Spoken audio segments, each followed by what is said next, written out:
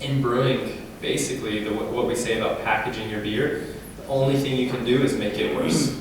So it's a big thing on brewers, like for the packaging team, you know, it's like, don't mess this up, don't mess this up. All you can do is introduce oxygen into the packaging, you know, introduce glass somewhere where light gets into it, smaller volume, shake it around a lot, ship it somewhere. So it's hard. In home brewing, it's kind of nice. You can put it directly into a keg, you can put it on our kegerator, it doesn't go anywhere else except for at your house. Brettanomyces beers are a lot of fun because you can keep them going, you can keep them aging. I feel like in some ways they build a pattern into the beer. Brettanomyces is so exciting in its character. It's very antioxidative. One of the greatest things is, you know, in drinking sour beers, you're drinking a beer that's been aged for 2 months or 2 years in barrels. Then it's put into the bottle, it's aged another year, and you're drinking it. There's no oxidation in this beer. Brettanomyces is great at staving off oxidation. It's great at being able to stop oxygen from entering into the beer. One of the biggest things people see when you brew with Brettanomyces, and I think one of the biggest things people ask me about is the pellicle. Oh, you know, should I wait for the pellicle to drop by? You know, what do we do with the pellicle? When is it finished? Like, no, if there's a pellicle in the beer, that's great because that's what's protecting your beer. That's what really keeps the beer from any oxygen. It naturally forms. So if you had no oxygen in that carboy, a pellicle is not going to form. It has no reason to. It's a natural mechanism that forms as soon as you have some oxygen in that headspace. But that keeps the rest of the beer from oxidizing. So it's this padding. I mean, my kind of thing with it is, you know, one day I'm going to find a Brettanomyces strain that doesn't produce the characteristic Brettanomyces. It doesn't continue to attenuate. Instead, it just protects the beer. It's going to be amazing for making barrel-aged beers, for bottle conditioning with this yeast. And these are all the aspects that we kind of have, in my opinion, to look forward to when using Brettanomyces. Being able to find ones that do different things. At this point, how many Saccharomyces strains do some of the yeast companies have? White Labs, White Yeast, a couple hundred probably. A lot that, you know, we're not able to get to, stuff they have banked. But there's 3 Brettanomyces strains. There's hundreds of different Brettanomyces strains to find. Some of them that are going to create new, novel flavors, characteristics that have been tasted before. And so for me, it's unique. It's fun to be able to play around with. So, a little tangent, probably explain half the rest of the slides. Primer fermentation. Pre-sour wort. It's big. I mean, Brettanomyces, sour beers, it's what we associate it with. It's a characteristic that we're kind of more used to as we taste those. And so a lot of people, including the petite sour that we do, even at Stave, we like to use the Brettanomyces in the sour beers. It complements it really well. Really gives it that characteristic aroma. So this slide talks a little bit about it. Talks about some of the benefits. You know, as you use a wort that's more tart, you're going to see better attenuation faster. It's not anything different than you're going to see anyways. But sometimes you see less flavor. So you have competition in the acids. There's a lot of lactic acid, so it's going to produce ethyl lactate. But it's not necessarily going to produce some of the other esters. So sometimes it's kind of a decrease in flavor and aroma that you can see. Hybrid mixed fermentations. There's a lot of different ways to play around with Brettanomyces, a lot of ways that it can be used. Hybrid mixed fermentation, similar idea to saisons. A lot of people talk about, oh, the DuPont strain, you know, it really doesn't ferment that well, it takes so long. So instead people blend it with one of the other DuPont strains, or another saison strain, or an American strain, just to finish out attenuation. Oh, you know, if people are worried about having attenuation problems with Brettanomyces, you can pitch the Brettanomyces first. You can pitch a really clean, say like California ale strain in a small proportion afterwards. You can finish out the attenuation, even give you maybe some mouthfeel, but you've got still that Brettanomyces there that you can age with. Another brewery I know that does a beer, they really underpitch their house Saccharomyces strain. It ferments about half of the beer. They rack it off that yeast into another big rundy tank they have, add Brettanomyces, and let it age then for like 9 months. And so there's many different ways really of playing around with it. You know, for us is using it for primer fermentation, being able to use it, being able to say, you know, this beer is more Brettanomyces. Is there any real reason to do that? It's up to each person as they do it. How do they like those characteristics? Sometimes secondary flavors maybe you find more appreciable than primary flavors. So there's a lot of ways. I think there's a lot of ways to take Brettanomyces and make it uniquely your beer.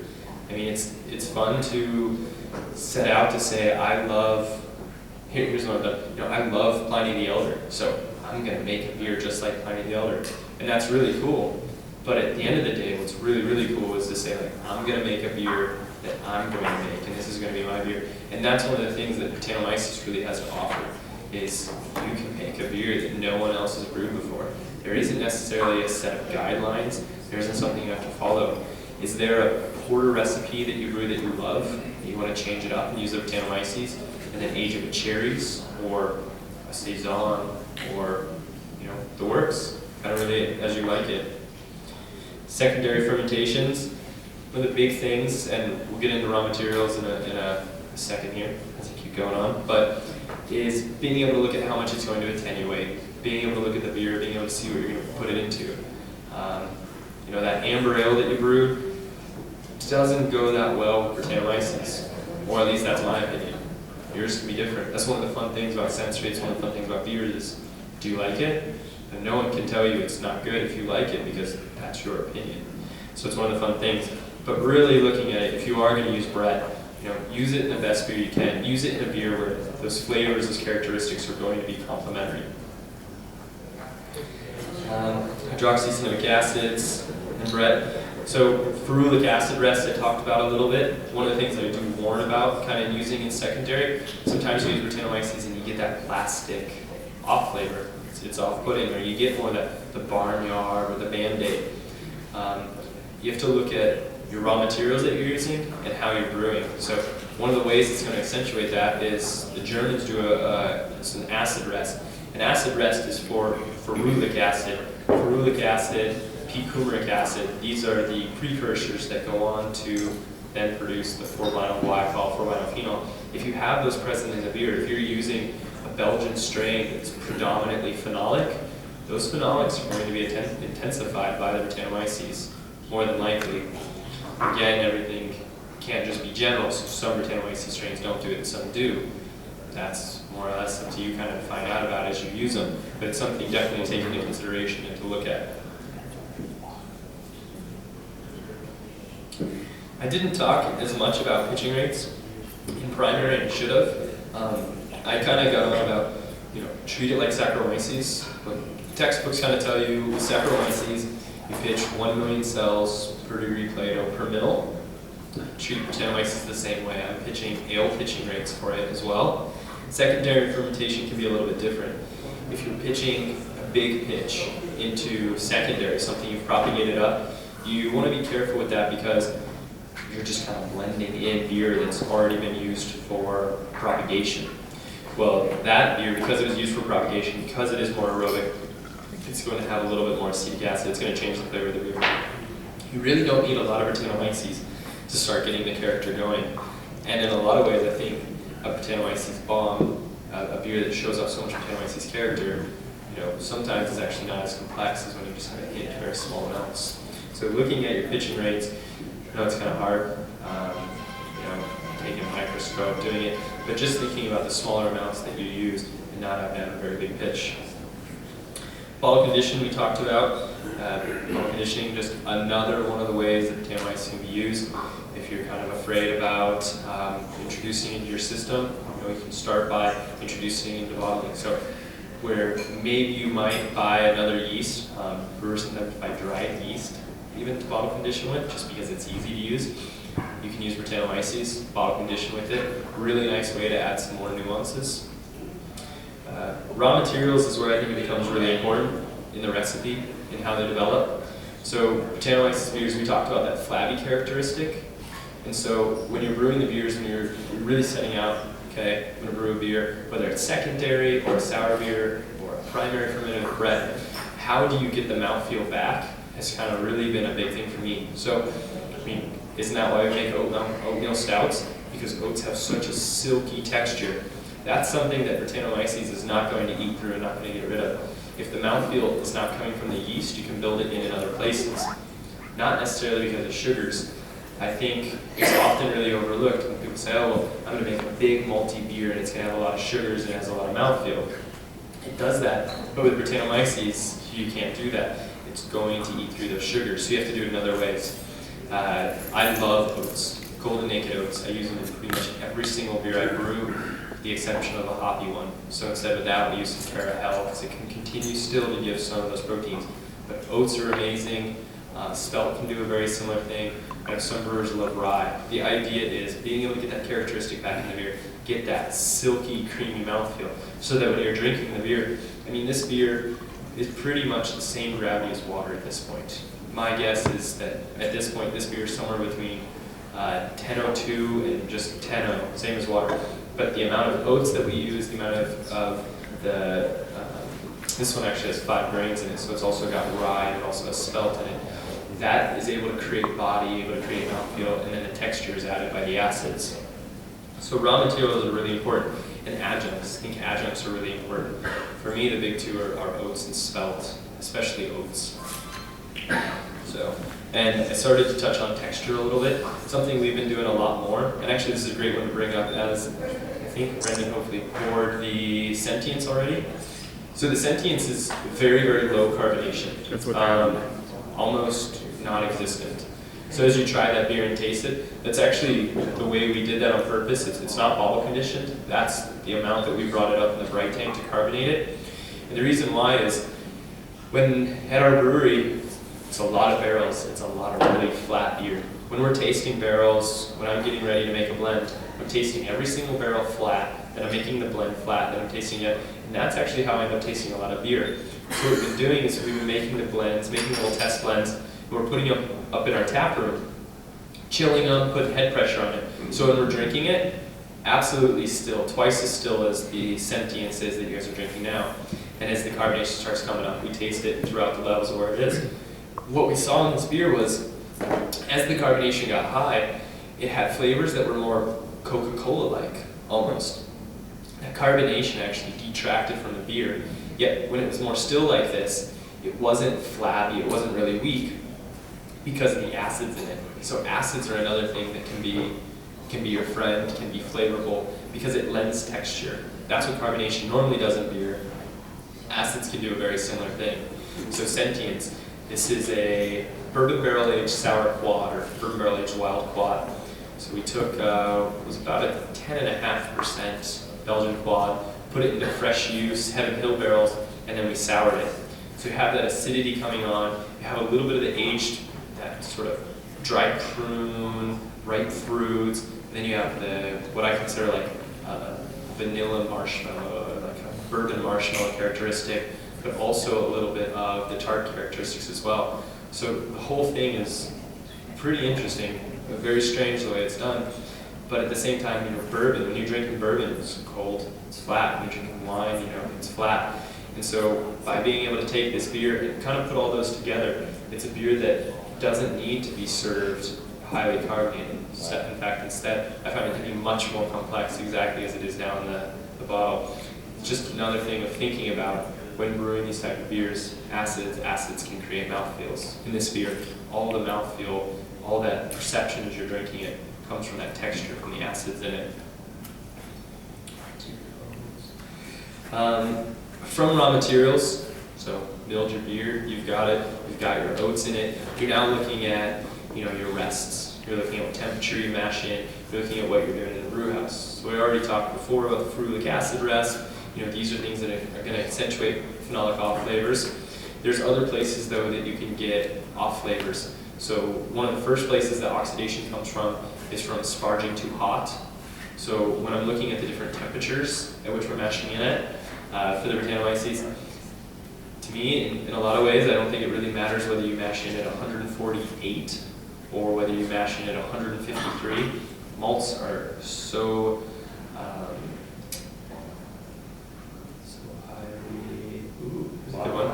highly modified.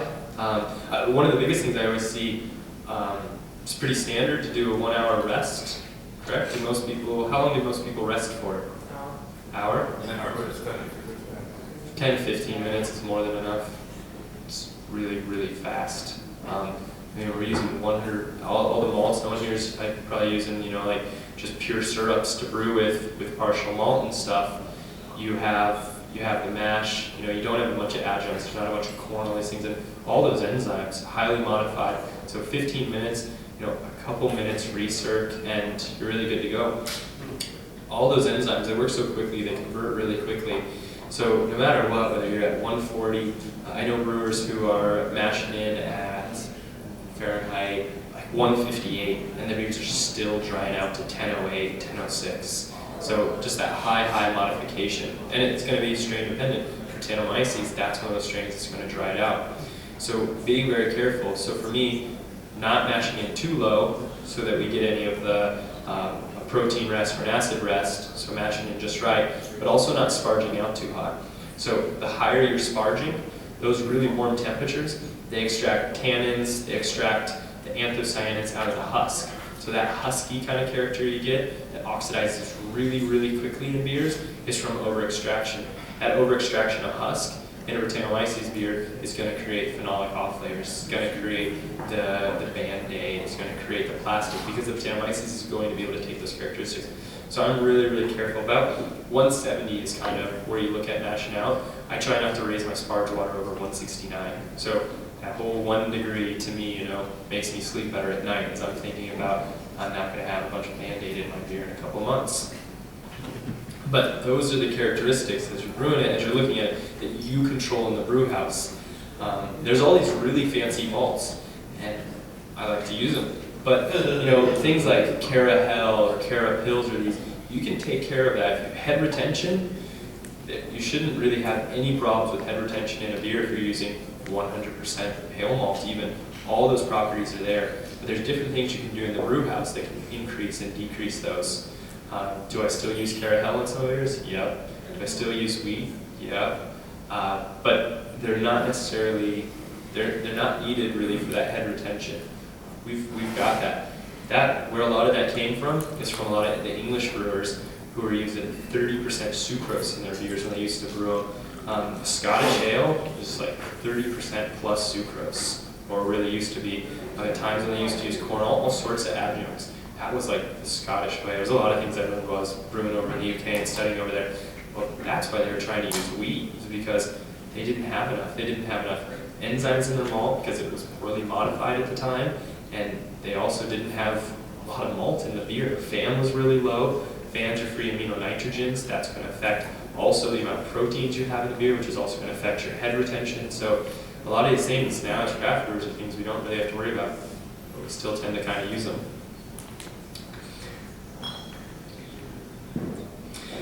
Malts. My favorite beers to brew, even though this one of them is using dark malts with Brettanomyces. Really interesting cherry-like characteristics come out. Sort of prune. You get it a little bit in the sentience. It's not just from the bourbon, but a little bit kind of prune, ripe fruit characteristic. Really nice chocolate characteristics come out. One of the beers we brewed, we did basically a black IPA or a black hoppy ale. Use a little Colorado Blue spruce tips in it. Use so little, just Carafa 2, like deep bittered, and just this chocolate character that came out from Brettanomyces. It really can accentuate really nice characteristics in 100% Brettanomyces beer when using dark malts. And I think it can create really complex characteristics. What I do try to stay away from is using like the black malt or the roasted malt, because Brettanomyces does tend to accentuate some astringency in it. Other malts though, base malts playing around with it, things like Carahel, which are supposed to add a little bit of proteins, add a little bit of head retention, those are things that can be beneficial. Brettanomyces on its own actually creates a really nice beer with a really nice head, so that's something that, again, praise Brettanomyces. But Vienna, Cara Munich, Cara Roma, I like the nuances that come out of these, but a little bit less kind of with the crystal with it, and the roasty characters. Be careful with the astringency. Brewing techniques, this is a little bit more about the mash temperature and everything we went over.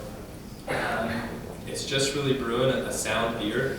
It's not that much different than any of the other beers that you're already brewing with, some of the things you're already playing around with it. It's just a couple of things thinking about it, Consider those oats in the beer. Even in a golden beer, you have nice creaminess that you can get out of them. Cool. There you go. Yeah. Probably the best part is Are there any questions? It's easier really sometimes to talk about specifics of the beer, so hopefully I've spurred a couple of thoughts. Hopefully I didn't speak for too long. So yeah, any questions would be welcome, or throughout the rest of the night and stuff, find me. So one question, and this is coming from a buddy of mine that has wanted to ask this, but he's busy in Atlanta. What do you feel like the difference is between pitching with a single strain of Brett, wherever you get it from, and a collection of strains of Brett, whether it's from ECY or it's something you've put together on your own, or it's one of these collections that White Labs or White's is starting to come up with now? Where would you go with that, from our point of view and from your point of view? So I've got 2 points of views on that. The more important is what creates the best beer and the most complex beer, because it's all about the quality. I'm a fan of multiple strains because Brettanomyces is really cool. One thing I didn't get to touch on so much, so Saccharomyces, right? You get your Saccharomyces fermentation. You pitch it, you're really looking at, you're going to get the really long answer, by the way. So you're looking at the characteristics. So, what are your temperatures during fermentation? Temperature is very, very important. So where are you? Flavor production. Because in those first 12, 24, 48 hours, that's where your flavor production is produced in Saccharomyces beers. It's really dependent on that. That's why you choose that strain. You really baby it during that time. Certain temperature, don't let it rise too quick. Cooling it down with a wet towel, fans going on it, all these different things. Because that portion during that time is when that characteristic is produced. Those esters, those characteristics are tied to fermentation.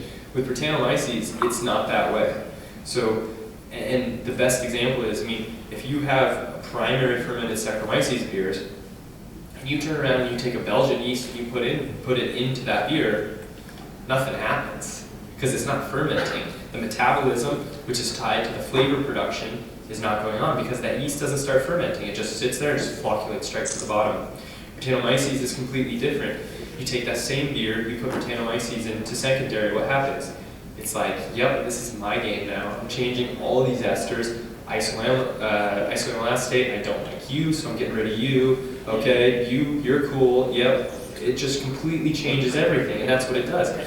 But yet, it's not even necessarily, fermenting.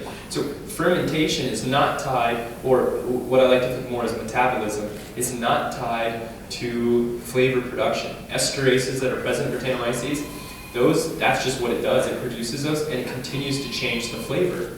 That's what it's going to do. It's not fermenting. It's not actively fermenting. It doesn't even need sugar to actually continue its metabolism. It'll take in different nitrogen compounds. It'll take in alcohol. So when you're looking at flavor production, every single strain is different, and every single strain brings its own flavors to the game. So if you use one strain, it's an equilibrium thing. Over time, you're always going to get to those basically set of flavors in conjunction with the beer. Recipe does play some factor into that because of the flavors and what you get. So that one strain, at maybe 3 months, hits its flavor production. Boom. But kind of peaks and pooters out. That's when the beer's kind of going downhill. But the other strain is 9 months. So 3 months was great. At 9 months, now this other strain, its flavors are starting to come out. New complexity, new peak. This other strain's not good until 12 months. Not good is a very bad way of saying that, very poor way of saying it. But it hits its peak, it hits its flavor peak at 12 months.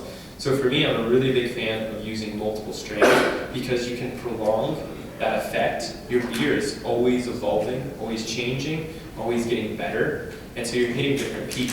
So for me, I would pitch more strains, and that's what we did in the Wild Brett Rouge. The first one we did was 5 different Brettanomyces strains in it. The next time there was 4, because there was one that I picked out, and I was like, yeah, I don't like that one as much, so these 4 are 4. And then I got a little bit more in the production mindset of like, yeah, kind of want to, and I'm still repitching them. I'll take them, and I'll repitch it. So those 5 strains went into like 3 different 100% Brett beers. And then the 4 strains went into another 4 Brett beers. And I've slowly worked down to now I'm at 1. It's the one that I use. It's one of the strains that I've cultured, that I keep using. I want to know more about it, and I want to crop it and repitch it. But I would still argue that the more complex beer is going to come out of using multiple strains. Primary, secondary, tertiary, no matter how you look at it. Did you build up that strain collection on your own? You took the multiple strains you had and then put them together and built them up, or you built them up separately and mixed them on their way into fermentation? I order them pre-mixed from the Brewing Science Institute, and so I say I want an even blend of these 5 strains, and they start them on their own, centrifuge them down, and then blend them together into the proportions. So BSI will do that for you. Yeah. So all the time, for the primary fermented beers, I'm using the 1 strain. We call it our CMY1. And of 10 strains that I've cultured over time during my research in the lab, and after that, in Frodels, and as we keep going.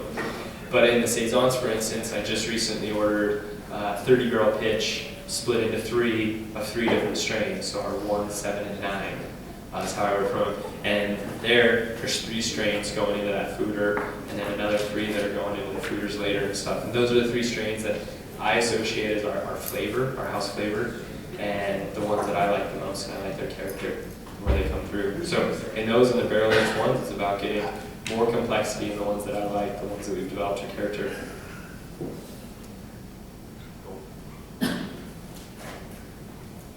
Forgot it? No. When you go to bottle your beers, I mean, how do you just determine when it's ready to go to bottle? And just Taste. I mean, okay. Well, you were talking about certainly there's a set of principles you should already follow, which is table suck. It's got a tabletop though. It's gonna be okay. Yeah. Okay. So certainly, definitely gotta look at what the gravity on the beer is. Right. So where are we at there? Those are the things I'm gonna want to know and I'm gonna need to know and stuff. But at the end of the day, I mean, I'm assuming already, right, that I'm at an attenuation level that I'm comfortable with, and we've been really lucky that our beers have always fermented out really nicely. They always come down low. We haven't had any stuck fermentations yet or anything like that. Again, because well, you were talking wood, but close enough. Looks like it from here. So flavor. The biggest thing is flavor. I started to hit on pellicles even a little bit. A pellicle just means that there's some oxygen in the beer and that it's formed that protective layer. It's a pseudomycelium and it protects it. Doesn't mean anything.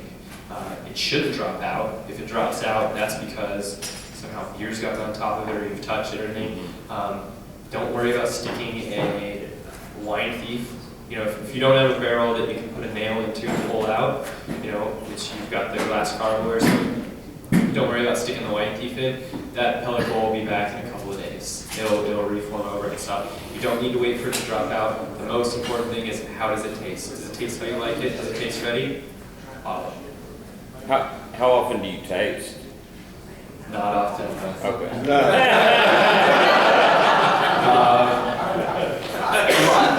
A lot more now that we have a barrel cellar and everyone's coming by, and I'm like, oh, let's taste this. Yeah. Right. Most barrels are like half empty at this point. But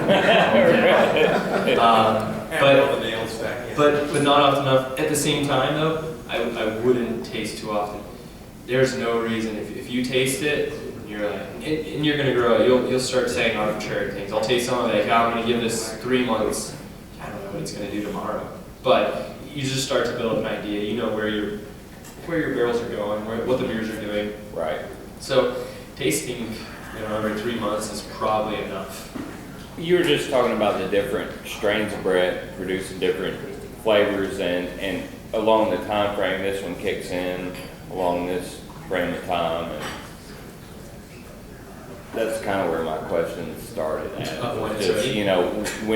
When do you say, hey, it's ready to bottle? Because obviously, if you bottle at a certain time, then the certain strains are going to continue to work in the bottle. And so then that then works as well off the ideas for the beer. So I'm trying to bottle a 100% Brettanomyces beer as soon as I can. Okay. Because to me, it's almost counterculture. I've been told all this time that you got to wait, you got to let them go. So I'm like, 14 days, I want to put it in the glass now. I mean, it doesn't work that way. I've got it somewhere between about 5 and 6 weeks right now, okay. Which isn't bad for, conditioning a little bit more, getting a little bit better. My God, if you can produce a Belgian ale in a brewery and you could wait 6 weeks to release it, that's awesome. So really, I think we should be proud that we're, waiting 5 to 6 weeks to release these beers. But it's getting to that level, tasting right, and wanting to bottle it then, wanting to be able to kind of be like, we're producing these beers faster. We've tamed this wild devil, It's ironic the beer's called Wild Wild Brett because they're very, very delicate. They're not very wild at all. So I think as someone up in Vermont who had some of the beers, and I met through another friend who I brewed with up there in Vermont, and he mocked the beer. He called it, he brewed one, and he called it mild mahogany or something. And it's funny because all their beers are Wild Wild Brett red, Wild Wild Brett orange, so it's good. At first I looked it up and I was like, sending the lawyers, they're going to cease and desist. Just kidding, we can't afford that. But it is pretty good because they are actually really, really delicate. So it's interesting the way they work out. You use your barrels more than one? Yeah, I use them infinitely. Okay. For me, the character is to be neutral. So in the Surette, it's oak. It is not to play a flavor character, but it influences the flavor through the Brettanomyces, the lactobacillus, through the little bit of oxygen that gets in, through that environment that it creates, through the beer we put in there. So that, for me, is really about a neutral barrel, the character you get while the beer is with barrels. That's not good. What's your process from beer to beer? So you empty one barrel and you put another beer into it. What do you do? I empty the barrel, rinse the barrel out, Okay. and then refill it. For me, I take the best beers in the beginning, don't actually get bottled. They go to inoculate. I don't like using the yeast that's settled out to the bottom of the barrel. You have all this yeast in there. I don't like using that. There's a reason why it dropped out, because it's not active.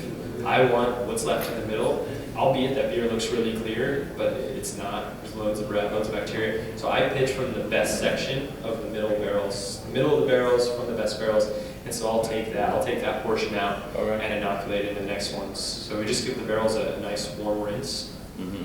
Just warm water? Yeah, I tend to use, right now we don't really have an HLT or anything, so I'm using like 120 degree water. It's just to get it rinsed out and stuff. Before I usually use around 150 to 170, depending on what the HLT's at. Okay. Yeah, and a lot of people say there's no dumb questions, so I want to test that theory. I know nothing about Brett whatsoever, and you mentioned a couple of times that people associate Brett with sour beers, and you said it's a delicate yeast. So I'm confused. At what point does the sour come in? Is it connected to Brett or not? Bacteria. 100%, 99% of the acidity in a sour beer comes from lactobacillus and pediococcus. Both of these are lactic acid producing bacteria, and then a little bit comes from the acetobacter that you'll get, acetic acid producing bacteria. It is important to have very, very low levels of acetic acid in the beer, but the most important flavor-wise and complementary-wise is lactic acid, and that's produced by bacteria. So Brettanomyces is a yeast, just like Saccharomyces. It's actually very closely related to Saccharomyces, but on the other hand, the bacteria. So yogurt is milk that has been fermented by Lactobacillus casei, Lactobacillus planetarium, acidophilus, and that yogurt is a bacterial fermentation from milk.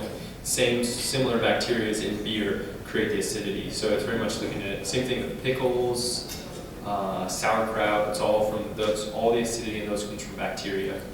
So at what point does that bacteria come in? Is it in the Brett culture, or is Nope. it separate? Nope. Brett is a single organism all by itself. Pure culture. It's whenever you add it. So you buy it. Fermented with the Brett, you would consider a regular beer. Yep. It'll be a little bit more tart. You'll notice like a crisper tart characteristic, but in some ways not that different than some saisons produce a crisp tartness in the beer as well. I don't have it up here because everybody would be asleep if I presented my research. But in the research, I saw Brettanomyces strains. Even Saccharomyces produces acetic acid. But what's important to look at is the flavor threshold. So when in a beer can you actually start to sense that there's some acidity and the pH has dropped enough? If you look at it, when beer ferments, you knock out at like 5 pH, and it finishes down around like 4 or 5 in there. That's from organic acids and other stuff being produced that lower the pH of the beer. So Saccharomyces produces acid. Some of the Brettanomyces strains produced less than Saccharomyces did. So what's the connection between Brett and sour beer? The aroma, the flavor, and the fact that it was present also. Why are they generally associated, and why are most Brett beers sour? Because that's just because it was all together. foundation to make a sour beer. It's not actually Cascade Brewing Company. The majority of the beers they release do not have Brettanomyces in it at all. They're just lactobacillus. And that's why they still actually have some of that sweetness to them. They still have that beer character with all the acidity. It has to do with the association of those organisms, honestly, being on malt. So on malt, you have everything you could need to produce a sour beer. You have wild strains of Saccharomyces, you have Brettanomyces, you have lots and lots of different bacterias and different funguses and stuff. So in the environment, the same things that come to tend together tend to be found. So as well, and red wine uses malolactic fermentation, is the conversion of malic acid naturally found in grapes into lactic acid, which is a softer acid than malolactic. That happens from the bacteria. That bacteria would naturally be present on the grape skins, just like wild yeast, just like Brettanomyces, just like these. So sour beers, when you look at something like, say, Dre Fontaine or Cantillon, that's the whole collection of everything together. As those continue to happen, as those continue to be found, you just tend to find them together. So that it's really, like the chicken and the egg. Pilsen, they didn't start making Pilsner because they had soft water. It was just what they brewed. That soft water happens to be beneficial. It's the same thing with sour beers. When you smell them, that the aroma and the flavor comes from the Brettanomyces. The acids come from the bacteria. But when, back in the day before we knew about yeast, they always came together with Saccharomyces and other stuff as well. So it was all, at one point it was all in there. Does that make sense, kind of? I think so. I'm just wondering, if you didn't want a sour beer, that might be heresy. Well, no, okay. Sour beer, and you brewed with just Brett, what would you get? What I'm drinking tomorrow. You get a second. A lot of saisons just use Brettanomyces, so it's not tart. You just get the aroma and the flavor, but not the acidity, is what you would get. It's more common. English beers, porter, everything from England used to always have Brettanomyces in it, but not necessarily the bacterias. Enough hops, but bacteria is harder to get in beer. To get sour beer is not the easiest thing, unless you put no hops in your beer. Hops are really, really good. They have bacteriosteric properties. They're really good at keeping the bacteria from growing. So a lot of some Belgian beers and Orval, for instance. Have you ever had Orval? Yeah. That's a Brettanomyces beer. That's the most typical in the world, most classical in the world. That characteristic is Brettanomyces. Okay. It's not sour. Right. All right. Thanks so much. Cool. And you talked about the different peaking times of these red strains. Is this something that you've cultured out yourself? I mean, you go to different QD slides and say, hey, give me these red strains, and then you try them out for a certain amount of time, or what do you? Yeah. So while I was doing the research at Harriet Watt, I had the ones from White Labs and from White Yeast, and then there was another one that comes from BSI called Dre strain because it comes out of all Dre Fontaine, and I continued to culture stuff. I just continued to get my hands on whatever I could and culture it. When I came back, I was going to working for Odell's and was able to work in the laboratory and keep doing stuff there, and just continue to have some Jolly Pumpkin and culture the dregs, just anything I could find that I knew was not using commercial stuff. So if I knew they were getting it from White Labs or White Yeast, I wouldn't culture it because they can already have it. And so I just continued to anything I could find, especially European, basically, culturing the Bretts out of it. And so just started to build up a little bank of stuff. I then took those strains that I had as pure cultures, and there's a yeast company in Woodland Park in Colorado called the Brewing Science Institute, BSI, and I just had all my yeast stored there. So call them up on the phone and get them to grow it up for me. Are you gathering your wild yeast off of fruits and stuff too, or is it mostly gathered from bottles? Not yet. It's all been gathered from bottles, but that would definitely be a new phase of doing stuff. Cultured some stuff off while I was at Odell's for malt. So there's some good stuff in malt that you can grow up and get going, especially good bacteria.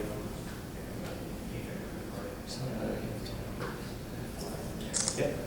Since the Brett can consume dextrose and stuff, could you, I don't know, use maltodextrin to brine with instead of just sugar? Or does it not produce CO2 at the same level? Yep, yeah, you could. But you're definitely giving it a more complex sugar, so you're making it work. As far as like for bottle conditioning, or just for propagation, like as far as bottle conditioning? Bottle conditioning. Yeah, or honey or any of those. It's just a more complex sugar, and it does take a little bit of time for its metabolism. So I would worry about it possibly being like, I'm going to take 2 months to consume this sugar instead of you give it a real simple sugar and it just goes straight through it and bottle conditioning quicker. Would it be a lot more, like, different flavor from it? Would it make it more complex, or do you think it'd be about the same? I think it would be about the same just because of the whole fermentation is not necessarily tied to the flavors. So a lot of people ask that, they're like, should I put sugar? Should I add more sugar when I add the Brett in secondary? No reason at all to. If you add it in secondary, it's going to create flavors. If you add sugar, it's going to create the same flavors. So if the flavors it produces is not dependent on it eating sugars and it fermenting, that's what it does. So flavors are linked to the precursors that you make before that. Precursors, and it gets in there, and in order to be active, say for like flavor, it doesn't need to take in sugar. You can add it into a beer that's completely dry and it will still produce flavors, because to Brettanomyces, it can consume alcohol. That's a source of carbohydrates for it, or it can live just alone on nitrogen. So it can take nitrogen into it. So the way we need proteins and fats and carbohydrates in order to metabolize and continue to live. It doesn't need necessarily sugar or maltose or any of those. It can take in nitrogen or proteins, amino acids. It can take in alcohol. It can actually take alcohol, turn alcohol back into what it was before, and use that as energy. And while it's doing that, it's still going to continue to produce its flavors. So yeah, I would just not waste the maltose or the sugar. Just add it. It's going to do its thing, definitely. Sort of related to that, I was talking about dextrins and maltodextrin in bottling, but take it back to the mash point. Would it benefit at all to mash at a higher temperature for a higher target amount of dextrins to build up some flavor, or would it not really matter much at all? You would just prolong the amount of time you're fermenting for. Okay, so you're just making them work harder to break down the sugars they would have broken down anyway. Yep. Okay. Yeah, I have one of the things that I looked at during the research was, okay, which sugars is it consuming? I looked at, okay, how far it attenuated, and then what sugars were still present. And I analyzed what sugars were present in the wort to begin with, and then what was present afterwards. And I caught one of the strains at a really, really unique time. So it was like, there was 10 grams per liter or something to begin with of glucose. This white yeast Lamicus strain had like 26 grams per liter of glucose.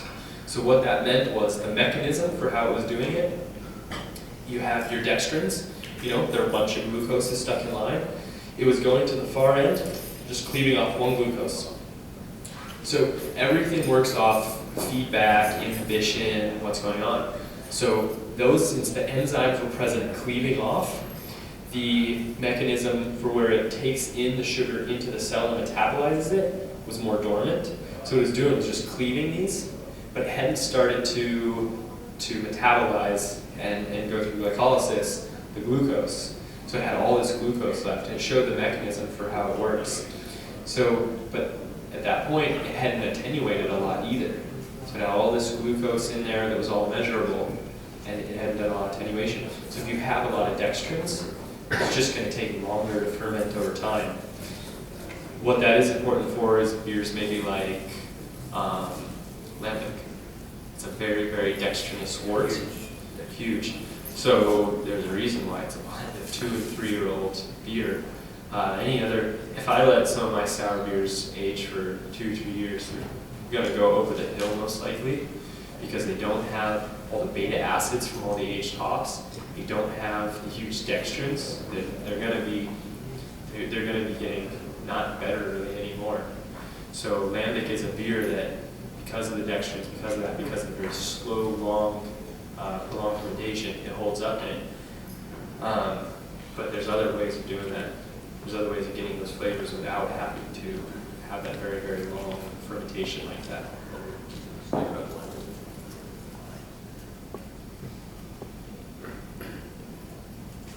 Yeah? I'm curious about a couple things. I guess one thing I wanted to ask was maybe could you go a little more in depth on the beers that we drank? Yeah. Like what was in those? And I'm really curious, you only use Brett, I guess, in those beers? Or, I mean, what other, microbacillus? Yep. Or what else? Okay, so starting with Surette. So Surette kind of talked about it being a provision saison. That was primary fermented with the French saison strain, the 3711. So primary fermentation, crash that to get as much of the yeast off as possible. When I move the beers over for secondary, I really don't want the Saccharomyces yeast left in it. I want to get a clean beer, move it in. So 2 batches to fill up the smaller fooder that we had. I think it still holds like 660 gallons or something. So filled that up. I added the Brettanomyces that I pulled out of Wild Brett Rouge. So 5 strains that went into the Surette. So I pulled those out, added those in, and I added some lacto that I'd gotten from BSI, which I really don't think did much. I have had trouble getting store-bought, well, not store-bought, I mean, I call up the yeast companies over it. I've had trouble getting those to acclimate to do something. Thank God I'm so close to New Belgium. So, and Avery, their cultures work really well. So that's been lucky. So Surette it got the bread, it got the character, really didn't get as tart as I wanted it to get. So just before bottling, I went and pulled out of the barrel 750 mils worth of a blend of 2. 1 barrel had a burgundy sour in it, and 1 barrel was Avery cultures, and the other barrel was New Belgium cultures. And I dumped that into the barrel, so I don't know what that is, like 1/10% of an inoculum into that volume. And over time, that's what's created the acidity in it, is the bacteria from those, from that small little pitch. So that's the idea behind Surette. As it ages, it gets more and more tart. And I like where it's at now. It's almost grapey, citrus, sort of white wine-esque character to it. And we're now doing Surette a little bit differently, but that's the way we had done that one. Now it's a blend of barrel fermented beer that is actually higher in IBUs, so that bacteria doesn't necessarily take off in it, and a blend of golden sour beer or sour saison blended into a small proportion, about 10%. And the bacteria is not necessarily just going to run rampant in that beer because the IBUs are high enough in the base, but it masks it and gets a beer of that similar sort of character there at bottling. The other 2 beers, the smaller beers, are 2 beers that we just released. I touched a little bit on the Sentience. That's actually a beer, GABF, we just won a silver medal for that award, or a silver medal award for that beer in wood and barrel aged sour beer. So that was kind of cool to get that one recognized.